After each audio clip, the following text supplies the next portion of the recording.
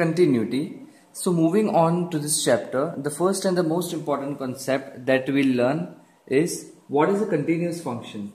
So the first important point is a continuous function. So what basically is a continuous function? A function fx is said to be continuous at any particular point, at a particular point x is equal to a. So we can say that the function f of x is continuous at a particular point x is equal to a if limit of x tends to a f of x is equal to f of a. So if this condition is satisfied, then we say that the particular function f of x is continuous at the point x is equal to a. So what does this mean? This is also written as limit of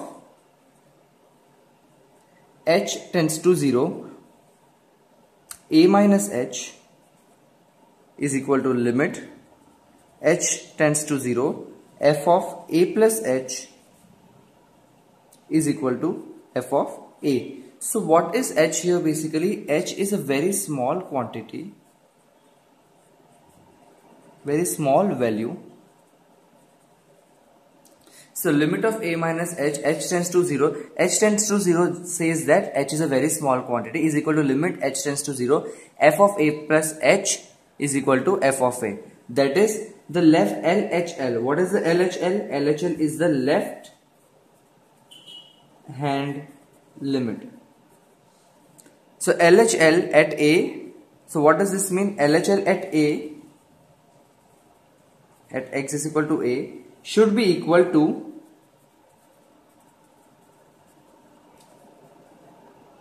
RHL, that is right hand limit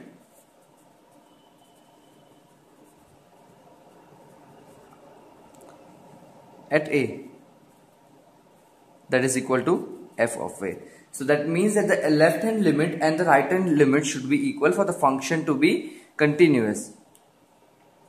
The second important point is that if the graph of a function has no break or gap or jump, then it is said to be continuous. So if suppose any graph, if we continue, if the graph is continuous and there's no break, no jump and no gap, and if the function is continuous, f of x is continuous and there's no break, nothing, so this function f of x is said to be continuous.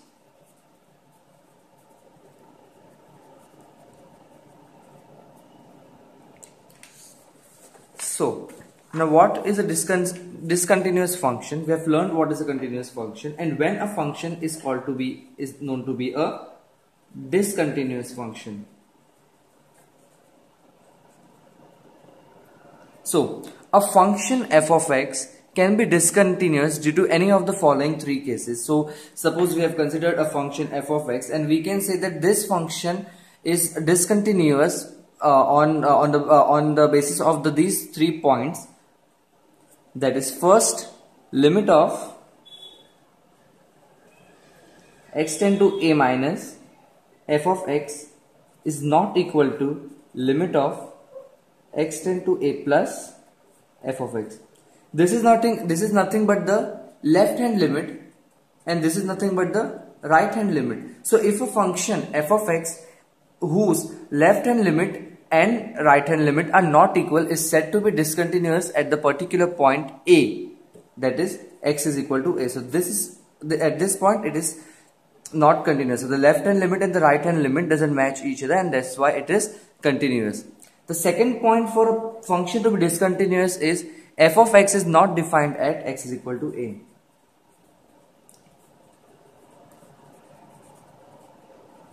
That means that there is a break at a particular point a. Therefore, there is a break occurs, and therefore it is known as a discontinuous function. The third point for a function to be discontinuous is that limit of x tends to a is not equal to f of a.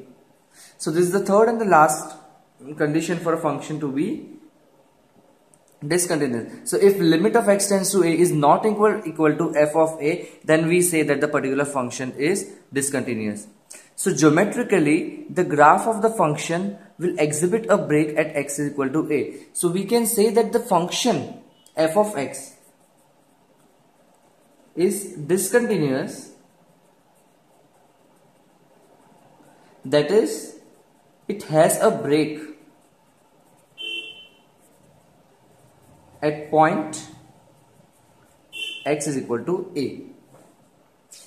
So the third concept that we'll learn now is the removable discontinuity. So what is a removable discontinuity?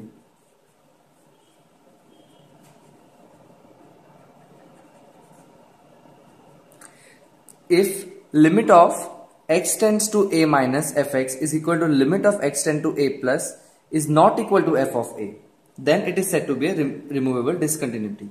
So if limit x tends to a minus f of x is equal to limit x tends to a plus f of x is not equal to f of a, then this is known as the removable discontinuity. That means, what does this mean? That the LHL, this is nothing but the left hand limit and this is nothing but the right hand limit. So if the left hand limit and the right hand limit both are equal, both are matching, but they are not equal to the f of a, so this discontinuity is nothing but removable discontinuity. The fourth part is a non-removable discontinuity.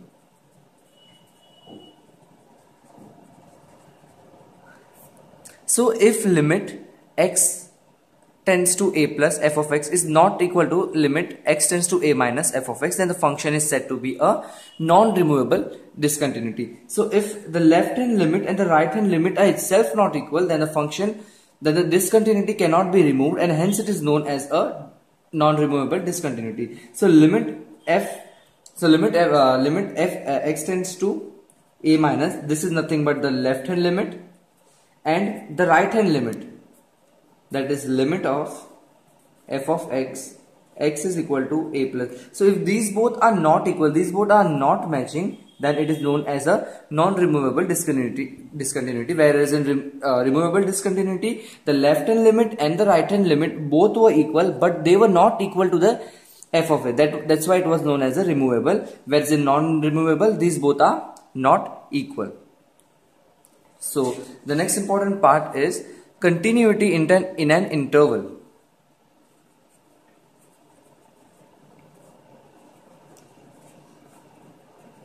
So when can we say that a particular function is continuous in a particular interval, that is in a particular set of points the function is said to be continuous? So first, a function f of x is said to be continuous in an open interval ab if it is continuous at every point in ab. So we'll assume a function f of x. So the function f of x is said to be continuous in a particular open interval ab if the whole function is continuous in the limits of AB, that is all the points in AB. So it should be continuous at each and every point in the interval AB. So this is the interval AB. So it must be continuous on every point, every single point.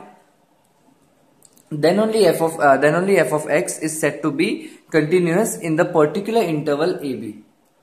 The second important point is a function f of x is said to be continuous in a closed interval AB. So a particular function f of x is continuous in a closed interval AB.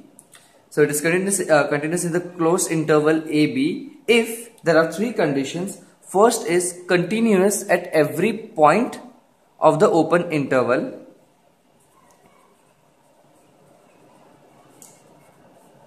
Continuous at every point in AB. It should be, so the first condition itself that it should be continuous in the open interval AB.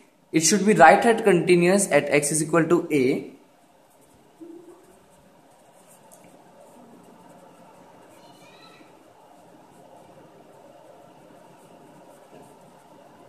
And the third condition is that it should be left hand continuous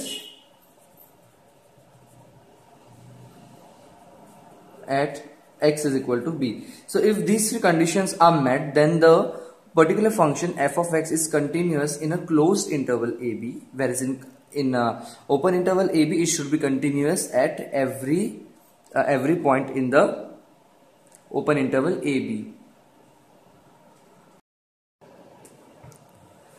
So the next part we'll see is algebra of continuous function. So the sixth part is algebra of continuous function. So if f and g are two continuous functions, so the f and g are two continuous functions at point x is equal to a, then alpha f is alpha f is continuous at x is equal to a, where alpha belongs to R, that's a rational number. Second point, f plus g is continuous at x is equal to a. Third, f minus g is continuous at x is equal to a. F dot g is continuous at x is equal to a, and f by g is continuous at x is equal to a, provided that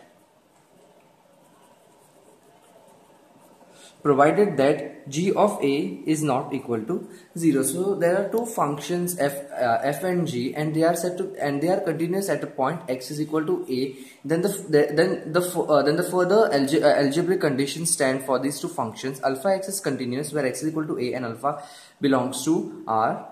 F plus g is continuous at x is equal to a. F minus g is continuous at x is equal to a. F dot g is continuous at x is equal to a, and f by g is continuous as x is equal to a, provided that g of a is not 0, because if it's 0 then it will become an infinity. So now we learn the various functions that are continuous and they don't have a break. So the various continuous common functions are, first of all, f of x is equal to x, that is, it is an identity function. A constant is always continuous. F of x is equal to x square is a continuous function. F of x is equal to sin x is a continuous function. F of x is equal to cos x is a continuous function. Then f of x is equal to e to the power x is also a continuous function. F is equal to a power x, where a is greater than 0, is a continuous function. Log x is also a continuous function. So these are the common continuous functions that we look, and the discontinuous functions which have a break are fx is equal to 1 by x, this is one discontinuous function. Fx is equal to e to the power 1 by x at x is equal to 0, it's discontinuous at x is equal to 0. F of x is equal to sine 1 of x 1 by x, this is a discontinuous function, is equal, and f of x is equal to cos 1 by x is a discontinuous function, and f of x is equal to cot x and cosec x is equal to cot x and cosec x is also equal to is a discontinuous function when x is equal to n pi. So these basically are all the discontinuous functions, and if x is continuous as at x is equal to a and g, so if f is a function and it is continuous at x is equal to a and g is continuous at x is equal to f of a and g is continuous at x is equal to f of a. So what we come to know that if f is a continuous function at x is equal to a and g is a continuous function at x is equal to f of a, then the composite g of fx is continuous as x is equal to a. Then the composite, what is the composite? G of f of x is continuous at x is equal to a. So they are continuous at x is equal to a. So how to find out the jump of discontinuity? So all the discontinuous functions have a jump, have a break, that is a jump. So jump of discontinuity is nothing but mod of right hand limit minus mod of left hand limit. So mod of right hand limit minus left hand limit would give us the jump of discontinuity.